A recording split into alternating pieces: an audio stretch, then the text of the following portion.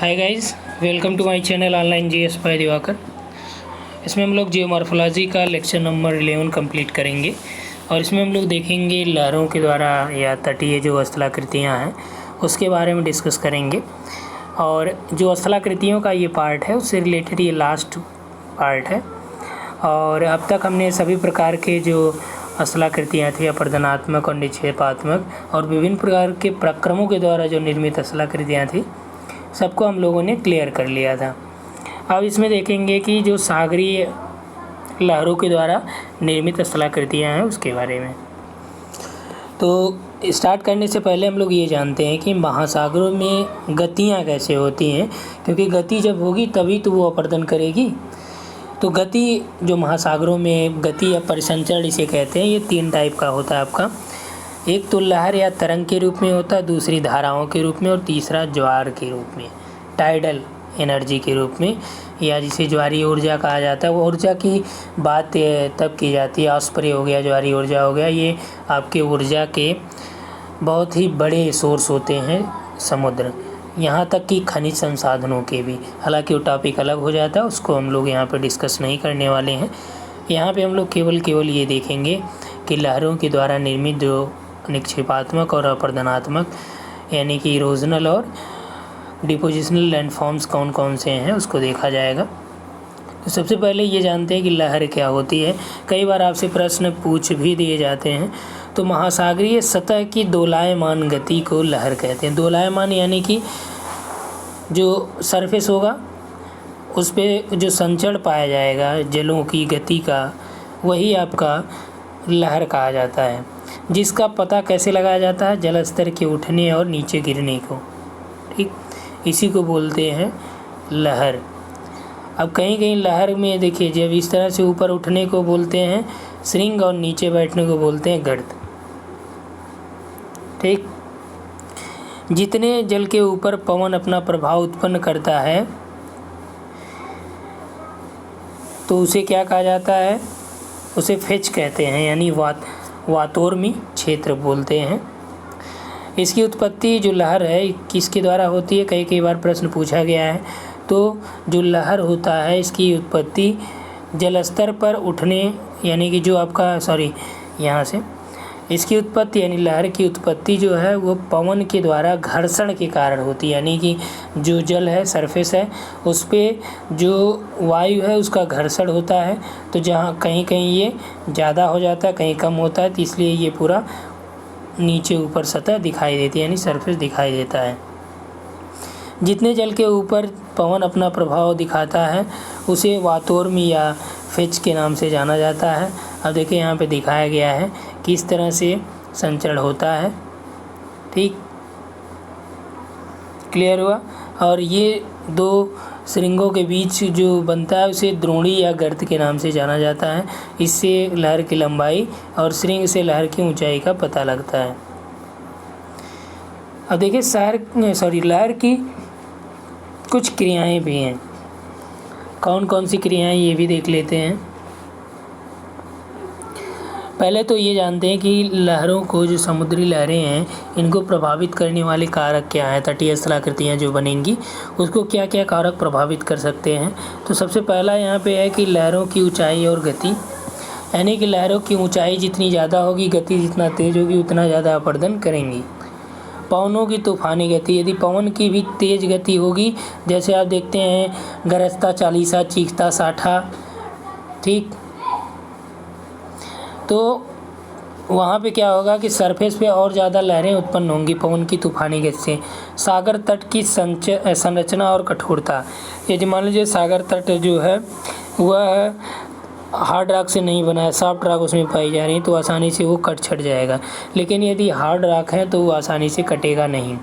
अगला है कि महासागरीय जल का खारापन और तापमान, ये भी लहरों की उत्पत्ति को या लहरों की गति को प्रभावित करता है। जब लहरों की गति प्रभावित होगी तो उसके द्वारा निर्मित अपर्दनात्मक या निक्षेपात्मक स्थलाकृतियों में भी प्रभाव देखने को मिलेगा। अगला है अपतटीय भाग का धरातल या छिछलापन। तो जो तटीय क्षेत्र, तटीय भाग हैं वो धरातल वाले हैं या उसमें बहुत ज़्यादा छिछलापन है, ये भी आपका सागरीय लहरें या तटीय भागों को प्रभावित करती हैं।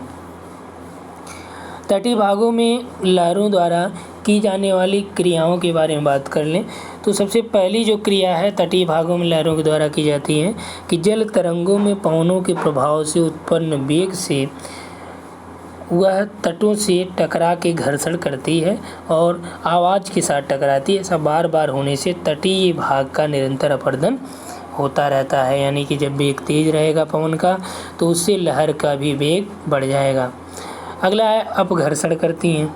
जो तटीय लहरें हैं ये क्या करती हैं, अपघर्षण करती हैं। तो इनके लहरों के द्वारा अपरदित या उठाए गए जो पदार्थ तट पे बहाव के समय लहरों के साथ क्या होता है वो टकरा कर घर्षण करता है, किससे, जो किनारे वाले तट होते हैं उनसे। ठीक। अगला है घोल या रासायनिक क्रिया। इसमें क्या होता है कि मान लीजिए खारा जल है, तो खारा जल जब कटी फटी चट्टानों में जो तटीय चट्टानें हैं यहाँ पे घुसेगा तो उनसे क्रिया करेगा, रासायनिक क्रियाएं यहाँ पे होंगी और जिससे वो जो चट्टानें हैं वो घुल जाती हैं इसके साथ। यही नहीं, महासागरीय जल में कठोर धातुओं के अंश भी घुले हुए पाए जाते हैं। ठीक। तो ढेर सारी चीज़ें इसमें विद्यमान होती हैं जो रासायनिक क्रिया को प्रभावित करती हैं और बढ़ावा देती हैं। अगला है सन्निघर्षण। सन्निघर्षण में क्या होता है कि जो पदार्थ होते हैं लहरों के साथ वो आपस में टकराते हैं, यानी कि लहरों के दोलन गति के साथ कंकड़ पत्थर क्या होते हैं आपस में निरंतर रगड़ खा करके टकराते रहते हैं और वो घिसते रहते हैं, कई कई तो ख़त्म हो जाते हैं। ठीक। अगला है जलदाब क्रिया द्वारा। तो जलदाब क्रिया के द्वारा कैसे होता है, तो जब लहरें सागर तट से टकराती हैं तो वो मेहराब या गुफाओं या स्तंभों के मोड़ में तेज़ी से प्रवेश करती हैं। इससे क्या होता है, जो सकरा भाग होता है, ये दो टाइप के अपरदन की क्रियाएं वहाँ पे देखने को मिलती हैं। एक तो ये कि लहरों के सिकुड़ने से अधिक दबाव से जो तट है वो टकरा कर काट छाँट उसमें करना। दूसरा ये कि लहरों से पहले पवन का लहरों के साथ तेज़ी से दबाव के साथ प्रवेश करना। इससे क्या होगा, जो सकरे और नुकीले भाग होते हैं वो नष्ट हो जाते हैं आसानी से। अब देखिए स्थलाकृतियों की बात कर ले तो पहला है तटीय भृगु या कोस्टल क्लिप कहा जाता है, लटकते हुए भृगु भी इसे कहा जाता है। इसमें क्या होता है कि लहरों द्वारा तटीय चट्टानों में निरंतर कटाव और प्रहार होता रहता है। तो जो कठोर चट्टाने की अपेक्षा कोमल चट्टानें हैं उनमें लंबवत स्तर वाली जो चट्टानें हैं ये अधिक अपरदित हो जाती हैं। जब अधिक अपरदित हो जाएंगी तो क्या होगा कि लहरों के द्वारा लगातार आघात पड़ने से वो कटते रहते हैं और खांच के नुमा यहाँ पे गड्ढे दिखाई देते हैं जैसे ये है। ठीक। तो इसे क्या बोला गया, यही आपका है तटीय भृगु या कोस्टल क्लिफ या ओवर हैंगिंग क्लिफ भी इसे कहा जाता है। बाद में ये टूट के गिर भी जाता है। ठीक। अगला है समुद्री गुफाएं या सी केव्स। समुद्री गुफाएं या सी केव्स क्या होता है कि इसमें जब किसी कठोर तटीय कगार के निचले भाग में कोई कोमल चट्टान पाई जाती है तो वायु या सागरी लहरों के द्वारा निरंतर प्रवाह होने से वो क्या हो जाती है, खोखला हो जाती है, जो केव्स होती है। ठीक। जब वो खोखला हो जाती है तो उसमें लगातार लहरें जाती रहती हैं और गहरा होता जाता है, जिससे ये कालांतर में यानी बाद में चल के गुफा की भांति ये बन जाती हैं। ठीक। नेक्स्ट है वात छिद्र यानी ब्लो होल। ब्लो होल क्या होता है कि समुद्री गुफाओं में जब गुफा बन गई तो लहरों के थपेड़ों की वजह से पानी भर जाता है और इसके बाद वहाँ पे वायु संकुचित होकर क्या होती है, बाहर निकलने का प्रयास करती है। जब वो बाहर निकलने का प्रयास करेगी तो वहाँ पे प्रेशर बढ़ जाएगा। जो छत की मान लीजिए कोई कमज़ोर चट्टान है गुफा की तो उसको तोड़ के वायु बाहर निकलेगी। जब बाहर निकलेगी तब क्या होगा कि वहाँ पे जो वायु की आवाज़ है वो सीटी की भांति सुनाई देगी। ठीक। तो इसे ही बोला जाता है ब्लो होल या वात छिद्र बोला जाता है। ऐसा इंग्लैंड के वाइट द्वीप के निकट ये देखा जा सकता है। नेक्स्ट है समुद्री मेहराब या सी आर्क। समुद्री मेहराब क्या होता है कि जब तटवर्ती भाग में कोई चट्टान समुद्र के भीतर तक फैली होती है तो उसके मध्य में कोई कोमल या कमज़ोर अंश भी होता है जो लहरों के द्वारा बराबर कटता जाता है और उसके आर पार छिद्र हो जाते हैं। ठीक। जब आर पार छिद्र बन जाता है तो बाद में यही छिद्र जब चौड़ा हो जाएगा तो एक विशाल द्वार की तरह लगता है। इसी द्वार को मेहराब की संज्ञा दी जाती है। इंग्लैंड के डंकन्सबी के बलुआ पत्थरों में यह मेहराब देखने को मिलती है। ठीक, तो ये चट्टानें हो गई बार बार लहरों की वजह से, ये थपेड़े खा के इसमें छिद्र हो गया और ये छिद्र कालांतर में बड़ा हो गया, जिसे ये बोला गया सी आर्क या समुद्री मेहराब। अगला है कोस्टल स्टैकर्स यानी तटीय स्तंभ। तो जब कंदराओं की छत में निरंतर वायु या लहरों के दबाव के साथ विस्तृत ये होती जाती हैं, कौन, जो समुद्री मेहराब है, ये और ज़्यादा जब बड़ी होती जाएगी धीरे धीरे और ज़्यादा प्रेशर की वजह से, इसके मेहराब जो हैं इसकी छत क्या हो जाएंगे, टूट जाएंगे। जब इसके छत टूट जाएंगे तो इस प्रकार से जो तटीय मेहराबों की ऊपरी छत टूट जाती है तो वहाँ तट के निकट क्या होगा, एक स्तंभनुमा ये विकसित हो जाएगा। स्तंभनुमा विकसित हो जाएगा तो इसी को बोला जाता है तटीय स्तंभ।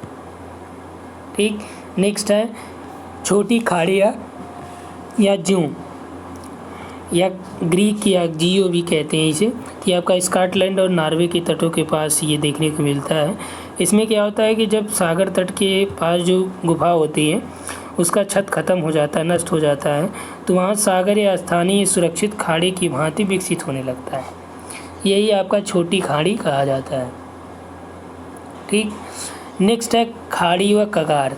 अभी तक आपने छोटी खाड़ी की बात की, अब कगार, बेज और प्रोमेंटरीज। तो जब किसी तटीय भाग में कोमल या कठोर चट्टानें लंबवत रूप में पाई जाती हैं तो लहरों के द्वारा कोमल चट्टानों के शीघ्र अपरदन की वजह से कठोर चट्टानों के अस्तर कगारों के रूप में समुद्र के आगे निकले हुए शेष बचे रहते हैं। तो इस प्रकार कोमल चट्टानों के स्थान पर खाड़ियाँ या कठोर चट्टान के कगार देखने को मिलते हैं। अगला है कूब या लघु निवेशिका। तो जब कोमल और कठोर चट्टान इस तरह से होते हैं कि वो समुद्र के क्या हों, समानांतर हों, समुद्र के क्या हों, वो समानांतर स्थित हों, तो जो मुलायम शैल रचना है, कठोर शैल रचना, दोनों का एक अंतर भूक्रम वहाँ पे मिलता है। बाद में चल के यही जो लहरें हैं इनसे कटाव होने की वजह से ये सीढ़ी नुमा कटाव दिखता है, यानी अपरदन संरचना देखने को मिलती है। इसे ही बोला जाता है लघु निवेशिका या संधि का जो मार्ग है, कभी भीतर कभी आगे कभी पीछे, इस तरह से वो खोखला स्थान बना देती है, जैसे यहाँ पे दिख रहा है आपको। ठीक, नेक्स्ट आइए अपतटीय सोपान। अपतटीय सोपान का मतलब कि ऑफशोर वेंचर। तो कई बार जो छिछले सागर हैं वहाँ पे एकांतर क्रम में भी आपका कठोर कोमल चट्टान रहती है, तो उसमें कटाव होने की वजह से वो सीढ़ी नुमा आकृति देखने को मिलती है। ये आपका कनाडा के पूर्वी लेब्राडोर हो गया, यूएसए के उत्तर पूर्वी क्षेत्र हो गए, ये सभी इसके उदाहरण हैं।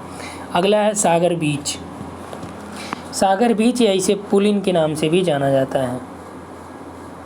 तो जो बीच होता है तट के निकट जहाँ पे दीर्घ ज्वार या तूफानी लहरों का निरंतर प्रभाव रहता है, वहाँ की संरचना यदि कठोर है तो धीरे धीरे ऊपरी भाग क्या होते हैं, घिसते जाते हैं, और वहाँ पर लहरदार या खुरदुरा या ढालू चबूतरा बनता जाएगा।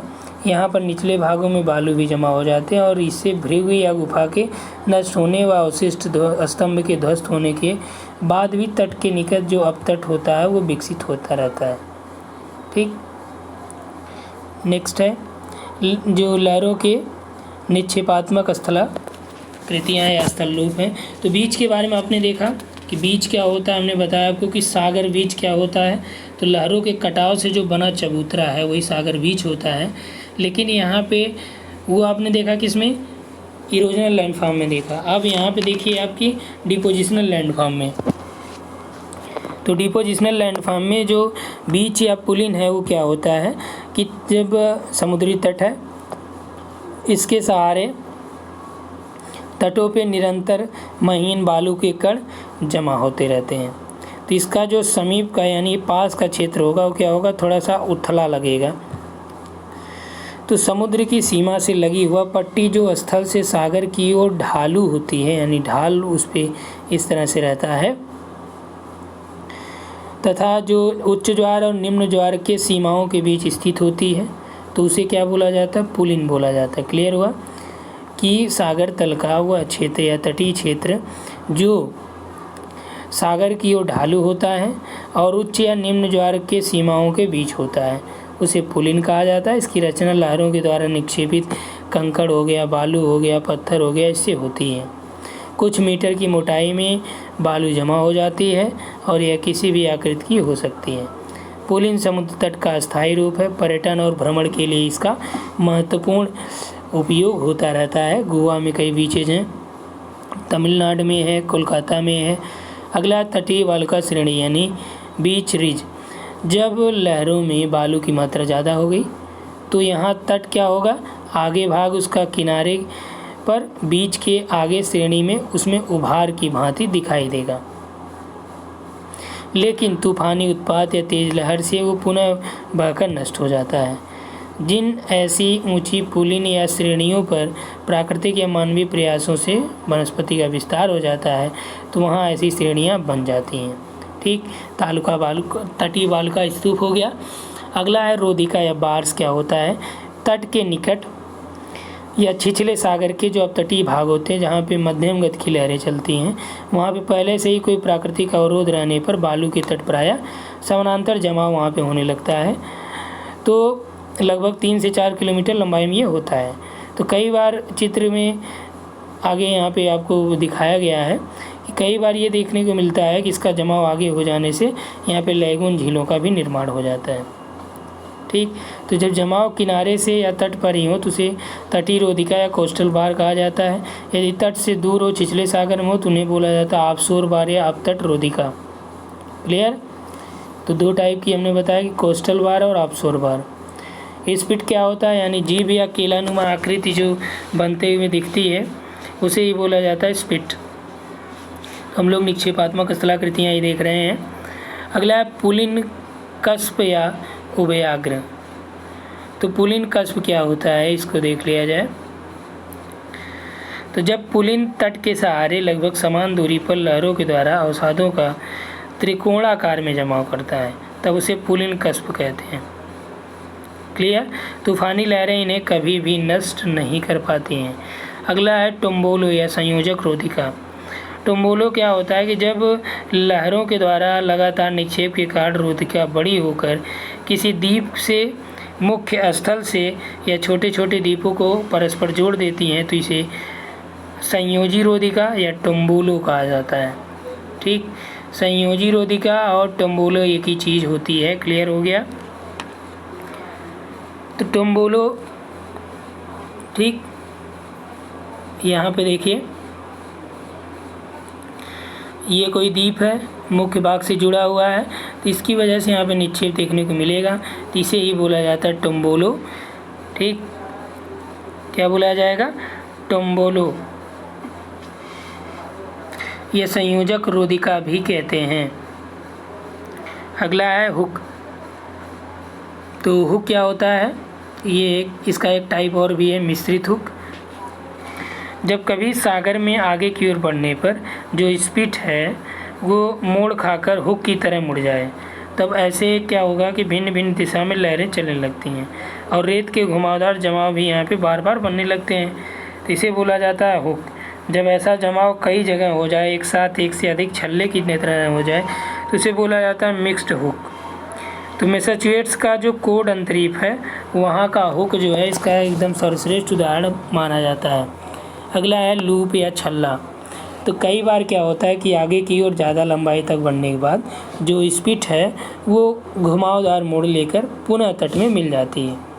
क्या होती है, घुमावदार मोड़ लेकर पुनः तट में मिल जाती है तो छल्ले जैसी आकृति बन जाएगी। यह आकृति जटिल होती है क्योंकि इसमें पानी लैगून की भांति ही स्थिर रहेगा। छल्ले नुमा बने इस जमाव को लूप या छल्ला के नाम से जानते हैं। अब देखिए कैसे दिखेगा, इस तरह से। ठीक, अगला है लैगून। तो उथले और सपाट तट की ओर अपतटीय ढाल धीमा होने से वहाँ पे बालू का जमाव बढ़ जाता है। ऐसे में अपतट से दूरी बनाने वाली रोधिका या टोम्बोलो रेत श्रेणी का विस्तार करके पुनः तट की ओर घेर लेती हैं। इससे क्या होगा, तट और सागर के बीच बालू का बांध बन जाएगा और इससे एक अलग झील का निर्माण होती है। इसी झील को लैगून झील कहा जाता है। भारत के पूर्वी तट पे चिल्का और पुलिकट झीलें हैं जो प्रमुख हैं, साथ ही साथ बिम्बनाथ झील वगैरह भी एग्जाम्पल हैं। अगला है लवण कक्ष, ये साल्ट मार्श। ये क्या होता है कि साधारणतः तटवर्ती ये निम्न भूमि का होता है पार्ट ये, और कभी कभी आंशिक रूप से पूर्णतः समुद्री जल से ये ढक जाता है। तो मिट्टी की अपारगम्यता, अल्प प्रवाह, लवणता आदि के कारण ये दलदली पार्ट हो जाता है। और कक्ष का रन क्या होता है और बारफोक क्या होता है, इसी तरह के तट के अंतर्गत ये शामिल होते हैं। ठीक, अगला है पंक मैदान। तो समुद्री जो तट होता है वहाँ पे महीन सिल्ट गाद का पार्ट पाया जाता है, जो निम्न ज्वार के समय दिखाई पड़ता है, लेकिन उच्च ज्वार में वो डूब जाता है। इसका कुछ ही भाग जो है दलदली रहता है। नीदरलैंड में सागर में मुक्त किए गए पोल्डर भूभाग इसके महत्वपूर्ण उदाहरण के अंतर्गत शामिल किए जाते हैं। अब देखिए, जो ये टॉपिक है ये बहुत ही महत्वपूर्ण है। इससे हर बार लगभग, यदि लगातार तो नहीं, लेकिन 1 साल के अंतराल पे या 6 महीने के अंतराल पे जो दूसरे पेपर हुए हैं उसमें यहाँ से प्रश्न आपका आया ही आया है। पूछा फ्योर्ड तट क्या होता है, निमज्जन क्या होता है, अनुमज्जन क्या होता है। ठीक, सभी के बारे में यहाँ पे हम लोग डिस्कस करेंगे। तो सागर तट के जिस भाग को औसत समुद्र तल छूता हुआ गुजरता है उसे बोला जाता है, वही तट को बोला जाता है सागर तटीय रेखा या सागर तट। ठीक, तट रेखा वर्गीकरण जॉनसन महोदय ने किया। इन्होंने 4 भागों में डिवाइड किया। नंबर 1 इन्होंने बताया कि निमज्जन से बनी तट रेखा। दूसरा इनका मानना था सम्मिश्र तट रेखा। सम्मिश्र तट रेखा के अंतर्गत इन्होंने अटलांटिक तुल्य तट रेखा और प्रशांत महासागर तुल्य तट रेखा में डिवाइड किया। अगली जो तटस्थ रेखा है उसमें आपका डेल्टा, एस्चुरी या प्रवाल तट या भ्रंश, ज्वालामुखी आदि बनाने वाली जो तट रेखाएँ हैं उसे तटस्थ कहा जाता है।